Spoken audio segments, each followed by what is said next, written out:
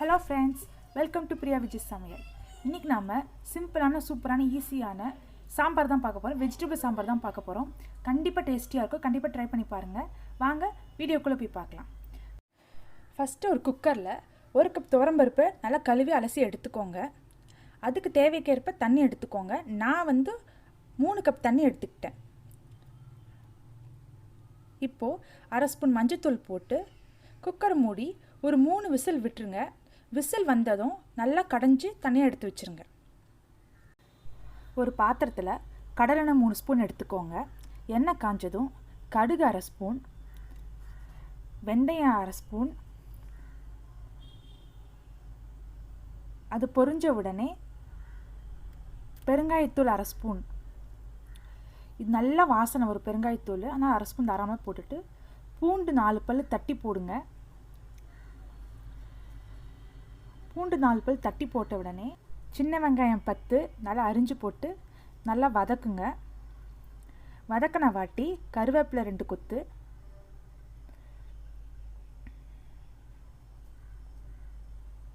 தக்காளி பழம் ஒரு 3 தக்காளி நல்லா அரிஞ்சு போட்டு நல்லா வதக்குங்க. ஒரு 2 நிமிஷம் வதங்கும். அது 2 நிமிஷம் கழித்து வதங்கின உடனே காரத்துக்கேற்ப பச்சை மிளகாய், அப்புறம் கட் பண்ணி வச்ச காய்கறிகளை போட்டுக்கலாம். நான் இன்றைக்கி முருங்கைக்காய், கேரட், பீன்ஸ் கொஞ்சம்,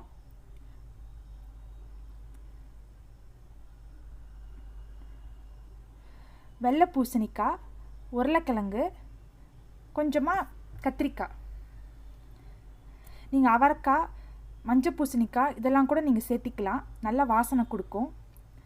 காய்கறி எல்லாத்தையுமே நல்லா வதக்குங்க. 2 நிமிஷம் நல்லா வதக்கின வாட்டி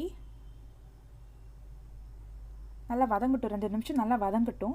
வதக்கின வாட்டி 2 ஸ்பூன் சாம்பார் பொடி போடுங்க. சாம்பார் பொடி 2 ஸ்பூன் போட்டுட்டு நான் கல்லுப்பு போடுவேன். கல்லுப்பு உடம்புக்கு நல்லது. கல்லுப்பு கொஞ்சம் போட்டுக்கோங்க. தேவைக்கேற்ப கல்லுப்பு போட்டுக்கோங்க.